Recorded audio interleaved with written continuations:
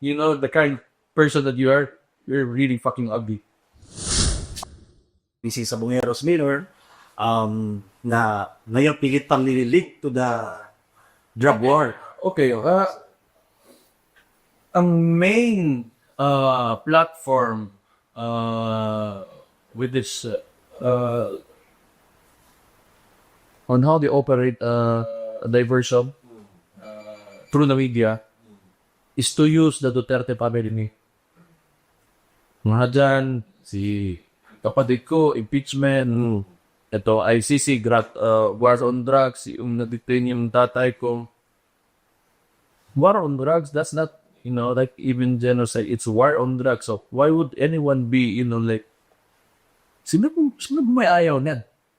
You want us to be South America, where cartels have tanks and high-powered, you know, high-caliber firearms? Apparently, President Rodrigo Duterte tried to stop that from happening. And to make, you know, people para makapaglakad ng maayos sa gabi, mga tao dyan sa... Kami ang ginagamit na diversionary tactics so that they can continue to steal money. I think that would be labeled as, you know, to maneuver the money of the people's taxes. So while mainstream media is consistently, you know, nagpapakita na may problema, yung mga Duterte, ganon, why not try to investigahan what they are doing behind the scenes? So far, parang kami naman ang naging problema dito sa Pilipinas for the past 3 years. Dibahas ka na pa full tax. So, numagit vidix na. So this Remulla guy is very cunning. I think he's very cunning. He lawyer siya. He's applying for the ombudsman. Kasi ano yan, I think they're having trouble with the impeachment case sa kay Inday Sara. So, this Remulla guy, pag maging ombudsman siya, he will use the position again to weaponize it against the vice president. Yan lang pa yan. Yan lang ang itindihin nyo. Tapos, yung Taalik sa Bungero, naging war on drugs na sa Bungero. War on drugs. You know, you really look stupid. Gumawa ng story. Mas magaling ako gumawa ng story. Mananano pa kayo. Well, mga sa Bungero, naging war on drugs. Puta klase ito eh. Klase ito. Mas sumobra pa kayo sa sa Netflix. Sa totoo lang. You are ridiculous people. It's very ridiculous.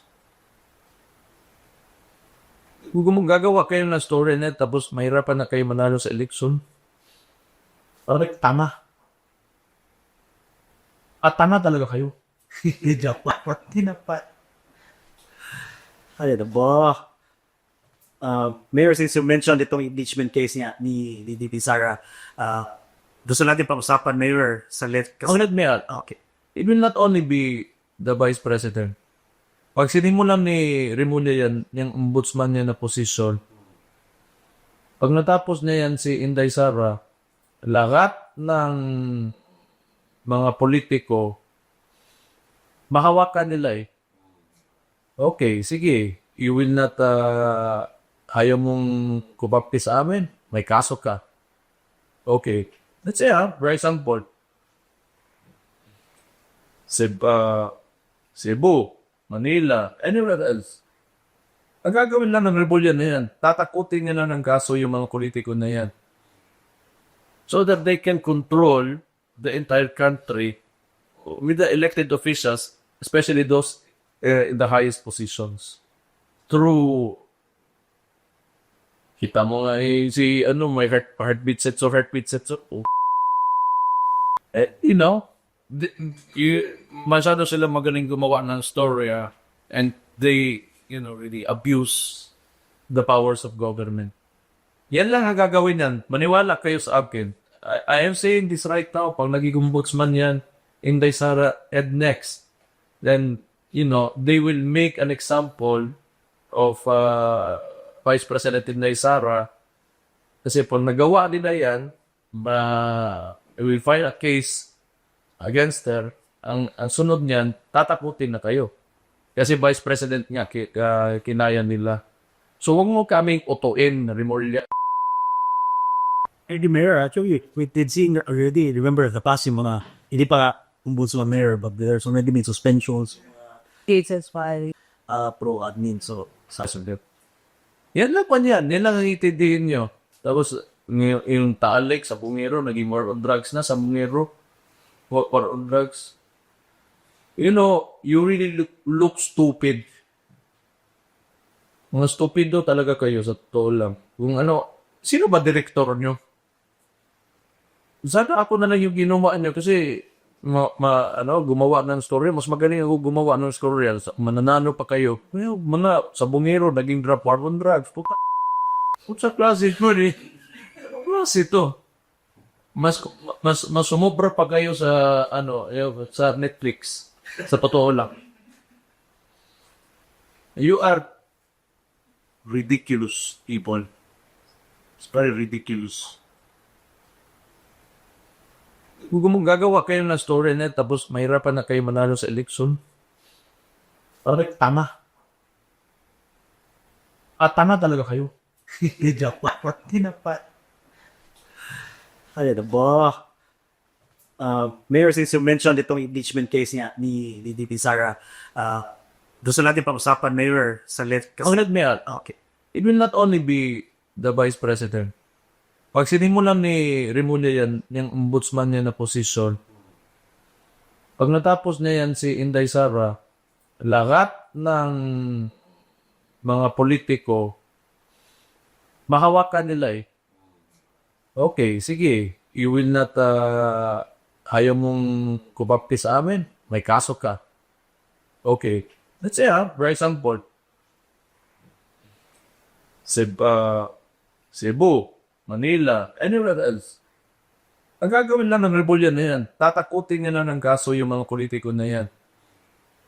So that they can control the entire country with the elected officials, especially those in the highest positions. Through, kita mo nga may heartbeat sensor.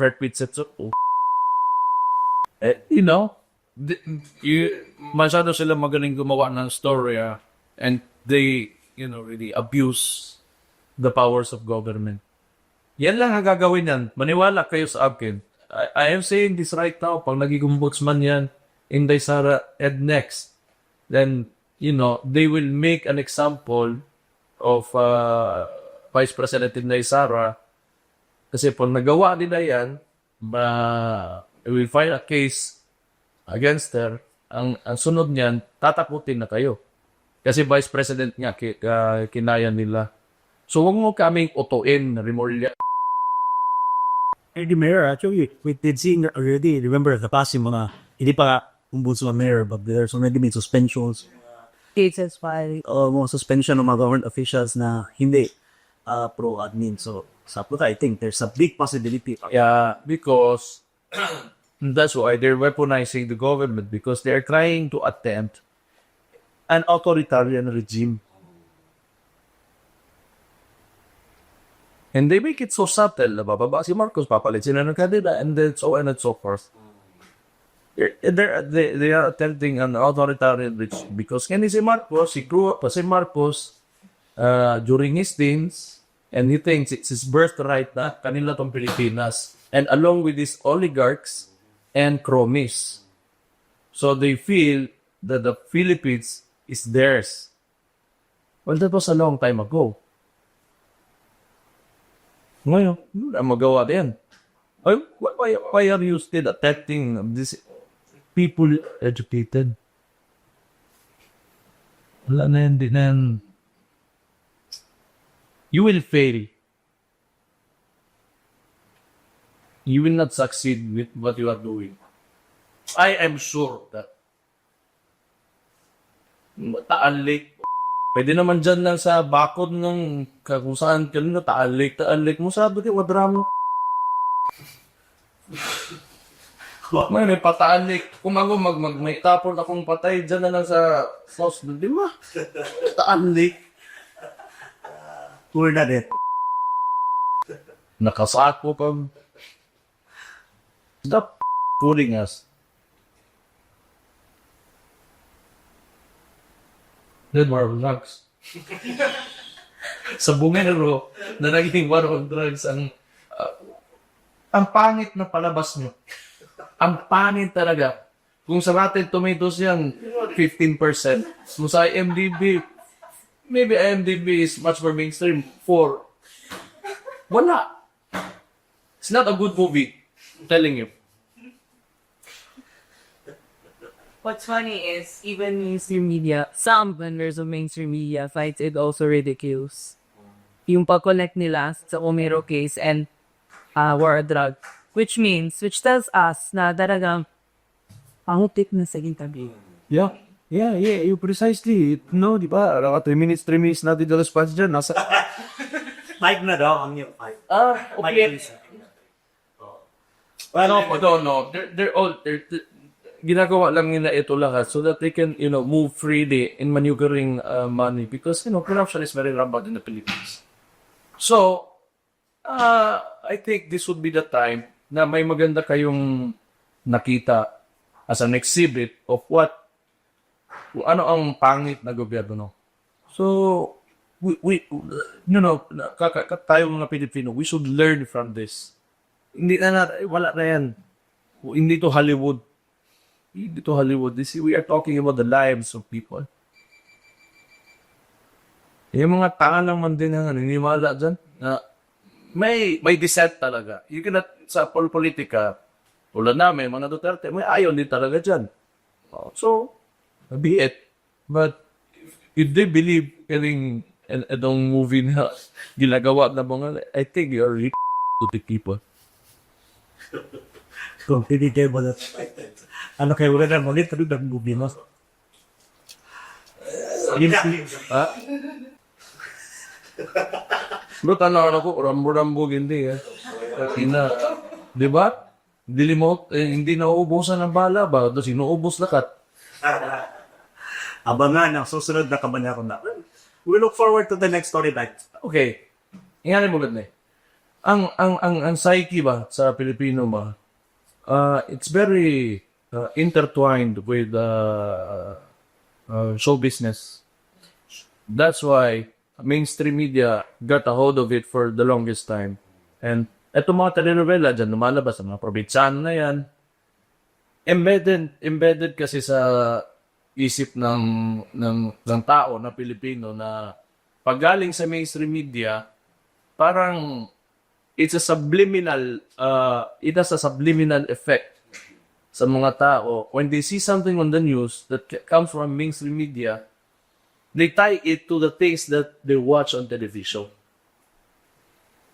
So, kamo mga Pilipino, it's time for you to wake up. Yung palabas, yung mga telenovela, they're just, they have a director, it's all makeup, and this government is doing the same thing. Kaphang isip. Kaphang isip? Yes, work of fiction. Another issue Mayor remarks that a trigot is practiced from is yung hair follicle drug test, which is mas lumalak na sa issue ngayon because of mga speculations about the first family's drug use, and especially yung kumabas na yung report about Paulo Tantoco's death, which came out saying that he died of cocaine. And watching to see about this, Mayor. Yung hair follicle test, sinabi naman ni President Marcos na ayaw niya daw. But if you would agree to that, I suggest all politicians, including me, I would be second to him. Ako'y sunod. Let's do it. Tayo lahat. Hair follicle test tayo. Ganun lang yan kasimple.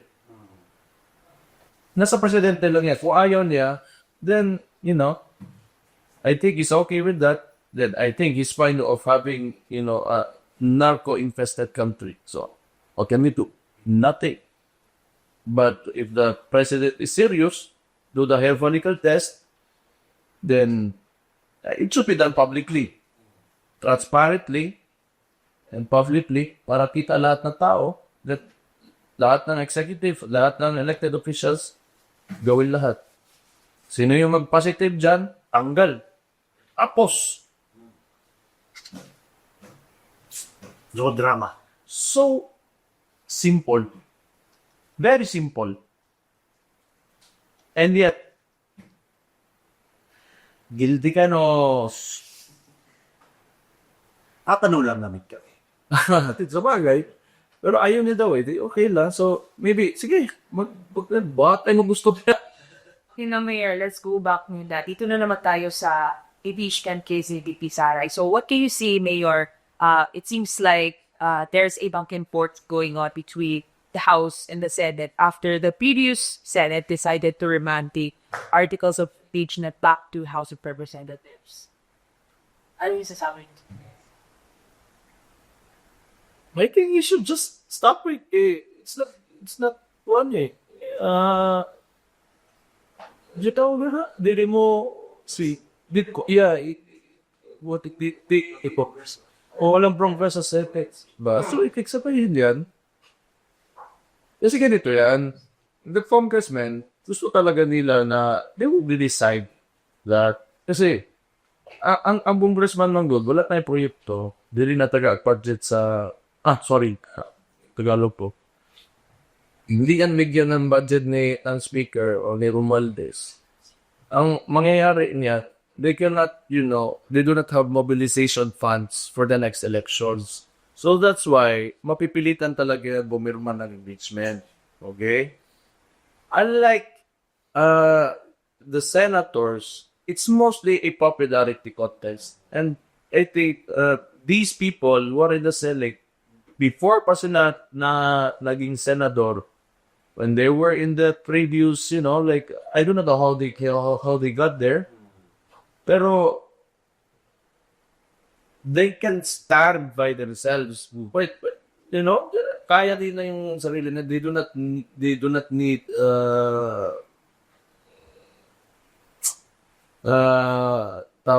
the help of the speaker.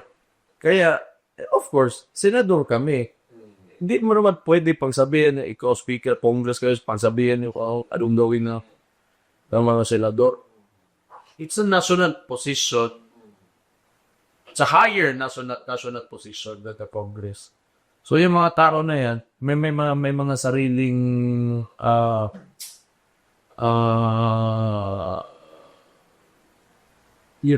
view on the matter.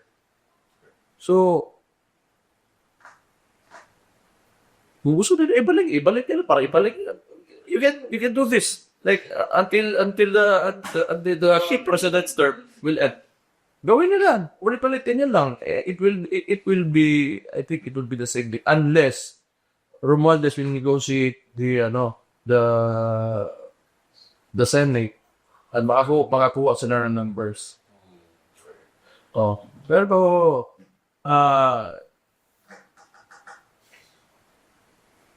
tingin ko, ito naman, may pride itong mga senator. Hindi naman pwede, si Romualdez ka lang eh.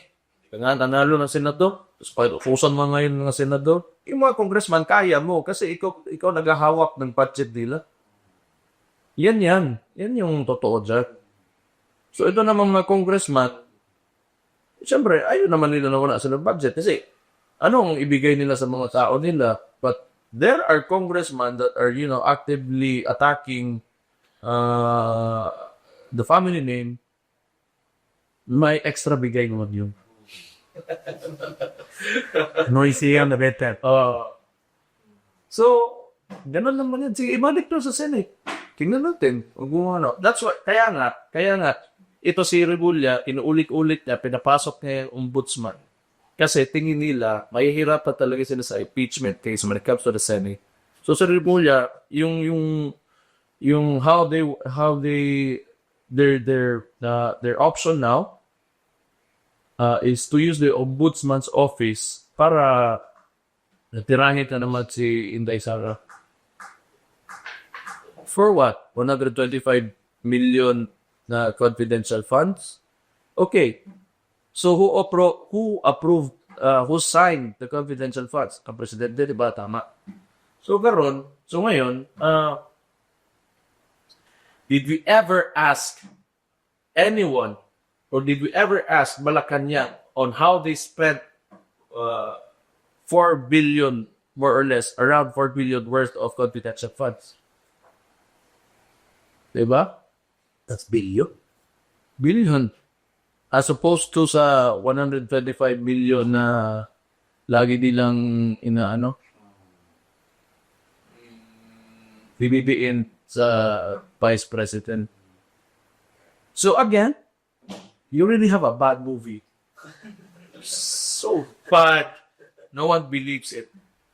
And yeah, speaking of the impeachment mayor, in the recent interview of Secretary Villanueva, he said that the impeachment court of the Senate may convene on August 4, I think, the first week of August, just after the SONA Sovereignty, kung anong mangyayari dito after bumuksan ulit yung Senate impeachment court regarding this. But even the Vice President, sabi nga BB Inday Sara na gusto niya na matuloy kasi para mag-present ka din yung masagot niya yung mga accusations, the articles of impeachment against her.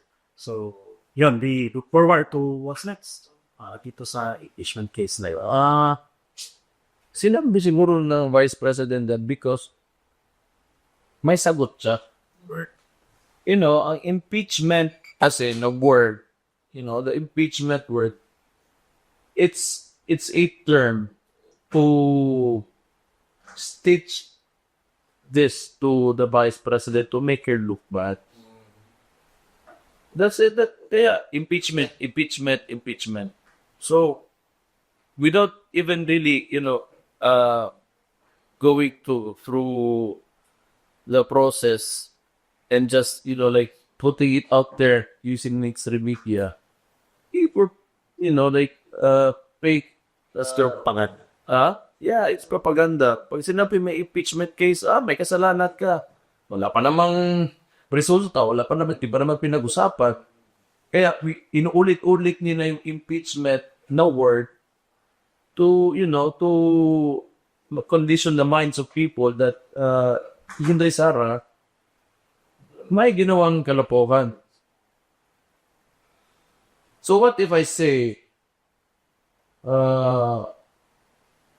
kung 125 million confidential funds is impeachable, so what about the 4 billion confidential funds of Marcos? Is it that impeachable also? So why not Valentino di Bali sabihin, impeach natin si Marcos kasi may 4 billion siya. So let's put that on the red lights every day. President Marcos has 4 billion confidential funds. He needs to be impeached. There's an impeachment case for, di ba, papangit yung tingin na tao because it's media angling ang tawag dyan. That's media angling. You're correct, Mayor. So, yun nga. Sa dinami-dami ng issues nitong na-discuss natin today, Mayor, from Tanga to FinHealth, and then Okay. Let me help. So, yung GAA, so why do we impeach the president? Because of the GAA. Or why do we impeach the president because of the PhilHealth funds? Why don't we impeach the president because of the go with the serfs that he sold I don't know where. Baka nilagay nila sa bangko niya yun. bring it up. If you talk about impeachment, there are so many issues. Maraming issue dito sa Pilipinas na pwedeng pag-usapan natin ng impeachment. So, why this particular vice president lang ang pinabuusapan natin if we talk about impeachment? Diba? You're singling out the vice president na parang sinasabi nyo sa lahat, sa buong Pilipinas, ito lang yung politiko na may kasalanan. And that Kada, kada araw nilalabas ng mainstream media yan. So, my suggestion to the Filipinos, it's okay if you really want to, patronize mainstream media, but it's an establishment that can be influenced. And and they are there to influence you also. To para to kuan to ano yun yung bias niyo to how do I say this, para magkaroon ko ng bias yung tao on the issues. Yes, particularly yung impeachment. Do you think, Mayor, since 2023, the first time you spoke up about these issues up until this day, may nagbago ba sa administrasyon na to or sino na? What do you think?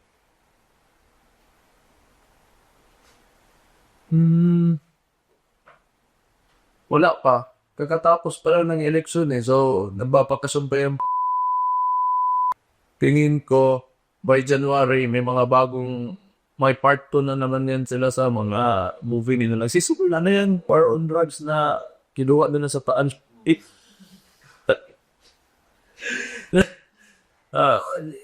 That's the direction eh. That's the direction. Pero in terms of yung Davao City.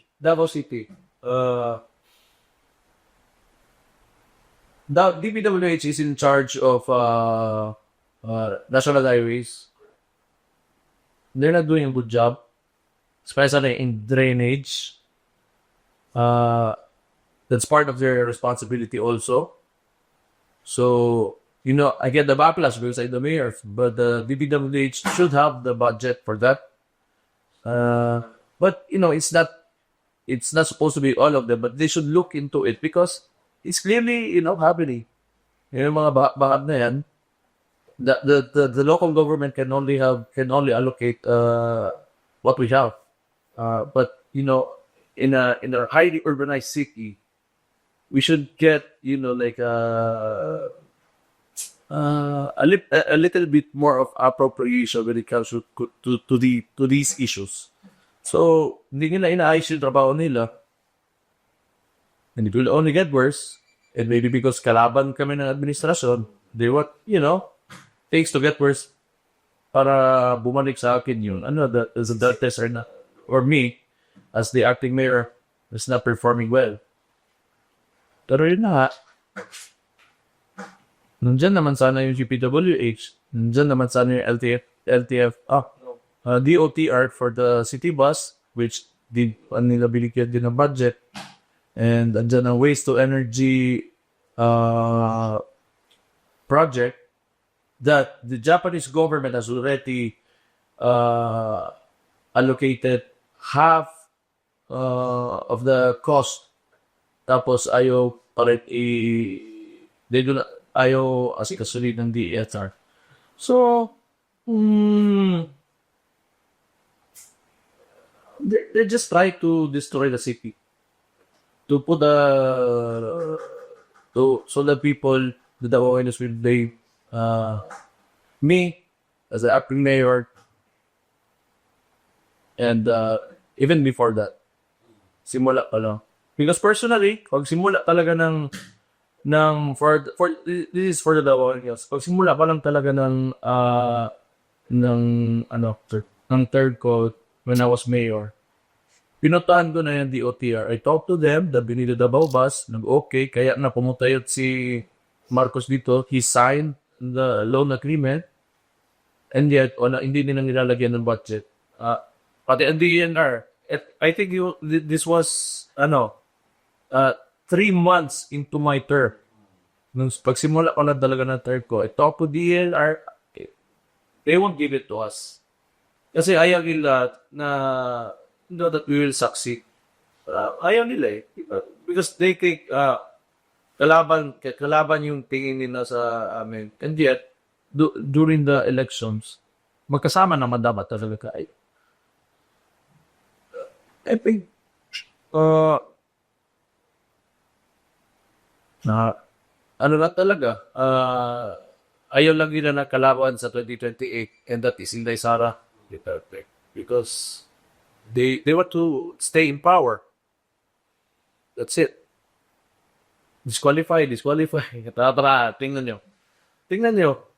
Maraming disqualificate. The next elections, maybe the barangay elections, maraming disqualification cases. Yeah, because they're trying to normalize these things. Gusto nila na, okay lang, na-disqualify ka because you do not agree with the government. Diba?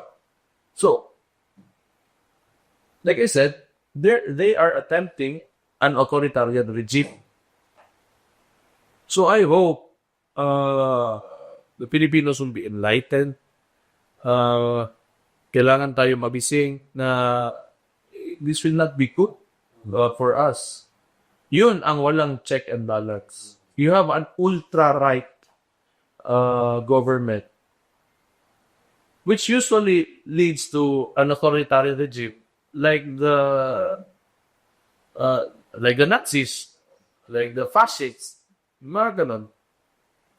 So, dyan yan papunta. So, in short, a dictatorship, magiging dictatorship lang, katulad ng ginawa ng tatay ni Bongbong Marcos. Balikan ko rin sa disqualification mayor, that's really a big to suspect to the weight of the people. Imagine mo, manalo ka na, binosto ka, manihis pa rin. Si Joey Oy no? The case of Johnny Oy and Benny Amate. Oh. A perfect example. Ito nga, hindi na nila ginawang movie. Diretso na. Reality show. Di ba? Nanalo si Joey Oy. We don't want Joey Oy to sit as a congressman. Let's put about it because atin yan Ito kasi mga congressman na dumidikit who's kissing, who's licking the boot of Romualdez and Marcos. Gusto niyan maging crony. Ang crony, can you show the definition of what a crony is? A crony is a close friend often used in a disapproving way to describe someone who is favored by someone in a position of power, especially if that favoritism leads to unfair advantages or special treatment. It can also refer to a group of friends who are seen as being too close and potentially involved in questionable activities. Tagalogan na doon, So, gugulitin ko sa Tagalog, ang crony ay isang malapit na kaibigan, ngunit madalas itong ginagamit sa negatibo paraan upang ilarawan ng isang taong pinapaboran ng nasa kapangyarihan. Lalo na kung ang pabor na iyon ay nagdudulot ng hindi patas na bentaha, I don't know what that is, o espesyal na trato. Maaari rin itong pumukoy sa grupo ng magkaibigang sobrang lapit sa isa't isa. To make it short, dinodoro-turo nila kung sino yung gusto nila na ilagay nila sa gobyerno. And that's what's happening ngayon between Joey Oy and Benny Abante. So pag balikan ko, nag-a-attend sila ng authoritarian regime, ituturo nila ngayon kung sino lang yung gusto nila ilagay sa posisyon para kontrolado nila ang buong bansa. That is cronyism. And can you let's mention the names of the Marcos senior cronies para malaman ng mga tao. Jeremy, Arshalo, Pat. Yeah. So, ito yung source sa Wikipedia. During the time of Marcos Sr., Juan Ponce Enrile, Antonio Florendo Sr., Eduardo Danding Cuanco Jr., Roberto Benedicto, Lusotan, Jeronimo Velasco, Roman Jun Cruz, Rodolfo Cuenca, Manuel Elizalde Jr., Ricardo Silverio, ang dami. Ang dami niyan.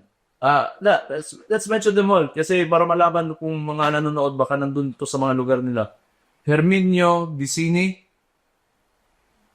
Peter Sabido, Enriquez and Panlilio families. Yun.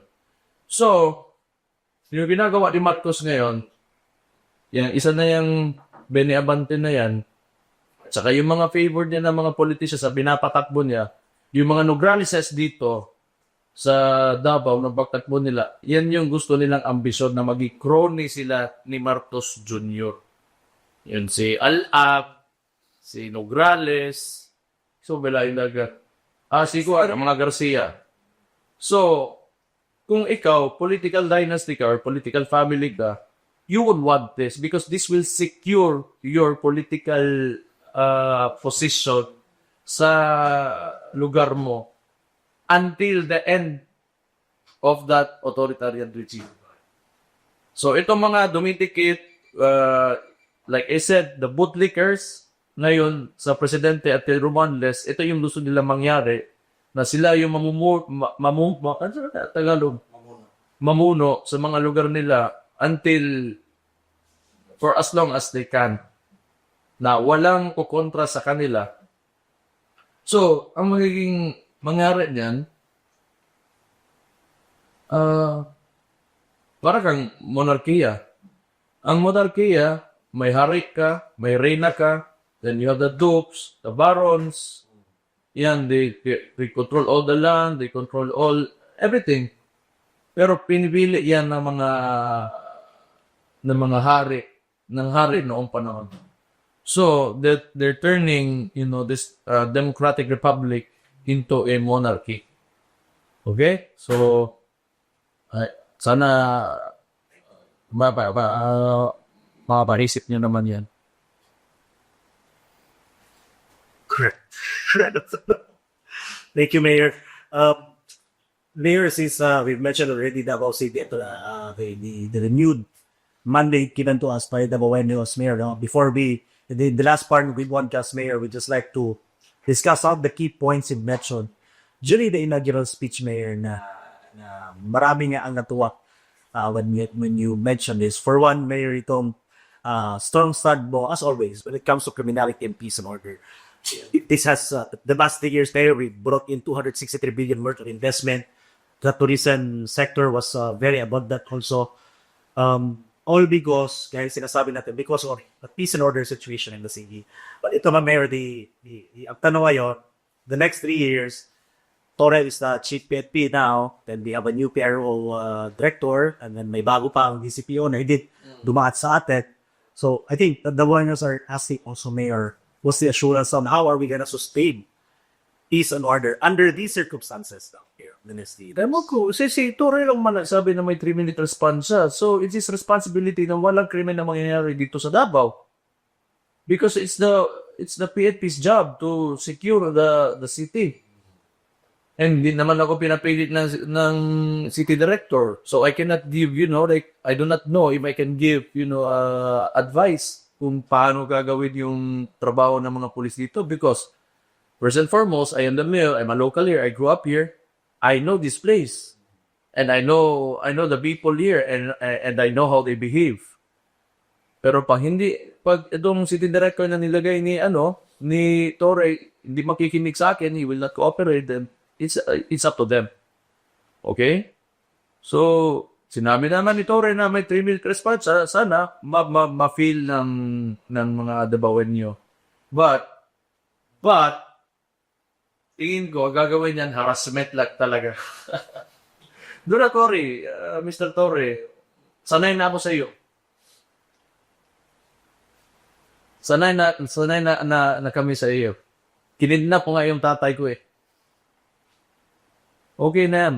Now just do whatever you want. You have 2 years until finding candidacy sa 2027. So, at saka may kaso pa na ngayon eh. Think about it. Gusto mo harasin ako, harasin mo lang ako. Kasi matapang ka lang naman, we have the position eh, pero gusuntukan tayo, arap ko makaya, bita. Ganun lang. But you're a coward. You are nothing without your position. Sa totoo lang. Ang nagmamatalinuhan ka lang, yan ang talaga ginagawa mo. May 3-minute response ka, may nakaabang na dyan. Nakita ka talaga ng media. Kawawa ka naman, sa totoo lang. Okay na yan. Yung 3-minute response mo, prove it. Prove it to the Davaoan News. So sabihin, kayo PNP. So sabihin nyo, hindi na safe ang Davao. So ano? Ako ba ang polis o kayo? Kung sa index, ang Davao City is third to Chiang Mai in Southeast Asia, why cannot you maintain that? If you cannot maintain that, that means you're not doing your job. That means the PNP is not doing their job. O nangyari yun, who is to blame? Ako o ikaw? Yung back to you mo, hindi ka na nga sumagot ko. Sarap talaga awayin. Totoo lang.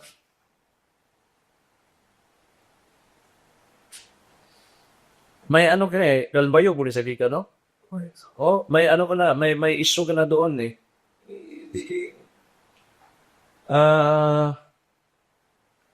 Iba yung ano mo, iba yung ambition mo sa buhay.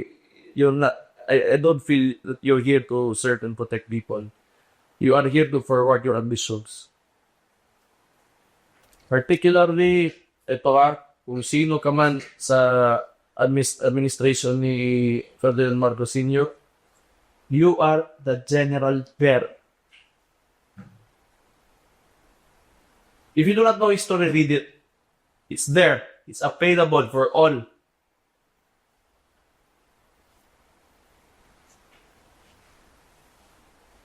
Sexy, ba't di pa Yawa. Anyway, Mayor, just for the record and for para klaro sa lahat, you did not have a say kung sino ang next chief or director ng DCP. No. They won't allow me to choose the city director. Nangyari na yan last year when I was mayor. The last term when I was mayor. In 2 days, they replaced 3 times. Aski the city director 3 times in 2 days. I do not know. Masyado silang paning because they're scared maybe, these policemen who were to be assigned there, baka loyalista sa amin and they would not, do dirty work for them. So I'm expecting harassment from your pangit, I really do think you're ugly. You know why? It's not because of your face. Filipinos are beautiful, brown skin, and a lot of foreigners, and the Caucasians especially, they like your color, but